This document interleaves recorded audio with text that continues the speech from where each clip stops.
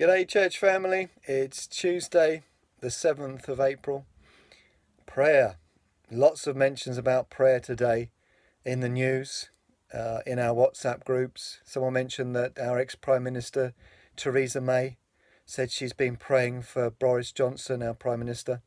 And Ben showed me a video of President Donald Trump mentioning that he and America are praying for our Prime Minister to recover well and quickly. And we've obviously got it on our hearts as well, not just for Prime Minister Boris Johnson, but we've been praying perhaps more earnestly than we might have done before. And I think God is doing something quite powerfully in the church, that we're realizing that we've perhaps neglected prayer for our own lives, but also corporate prayer for the church, for our own communities, but also for the state of our country and for the government. We shouldn't wait until we have an obvious enemy like COVID-19 attacking us before we get down on our knees and before we start encourage one another to pray individually and corporately. But actually, we should always be talking to God and listening and asking for his help, but also asking for his wisdom, seeking his face, like it says in Chronicles, if my people will humble themselves, pray, turn from their wicked ways and seek my face, I will heal their land.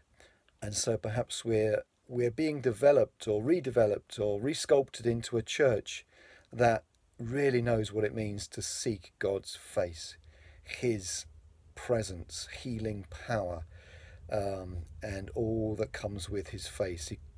If you ask for his hand, you get his hand in many circumstances. But if you ask for his face, then the hand always comes with the face and much, much more.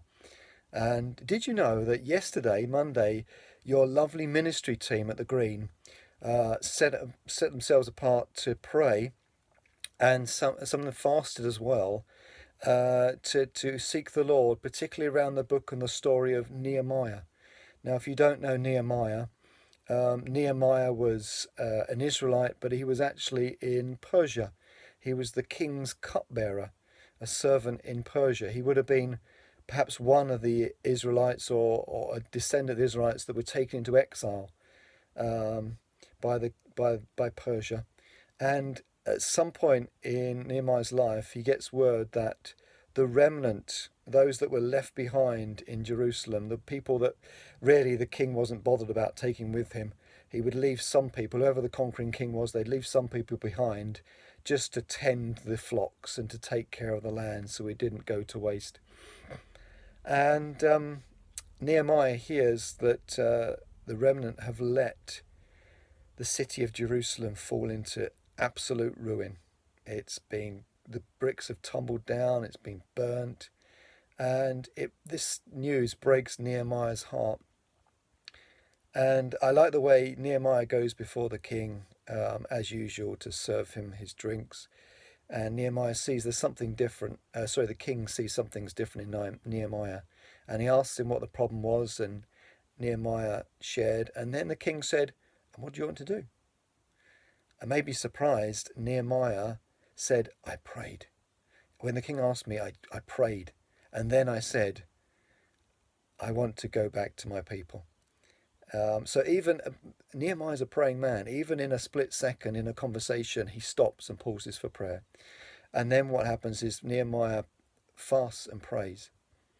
Actually, I think he's actually been fasting and praying before he speaks to the king. Perhaps that's why the king asked him. But here is Nehemiah fasting and praying and heartbroken. And the king sends him with his blessing, with permission, to go back to Jerusalem and rebuild the city. And that's what Nehemiah does. He encourages all the families that are there to take part. And there's a long list of families, and they each do their own little bit, rebuilding the wall and the gates wherever they lived, wherever part of their responsibility for it, they did that part. And do you get the feeling that God is doing something in your homes, in your families, wherever you are? Do you think he's encouraging you to do your part, to refocus? Is this a time, a Nehemiah time, when actually God is pouring out this kind of anointing on the church to refocus and to step it up because we're exiled in many ways at the moment. We can't go and meet together. We've been exiled. And so maybe God is doing something amazing with you as individuals and as families. And what's an interesting thing is that they were threatened. They had mockers and scorners, and actually they were threatened with physical violence and attack as well.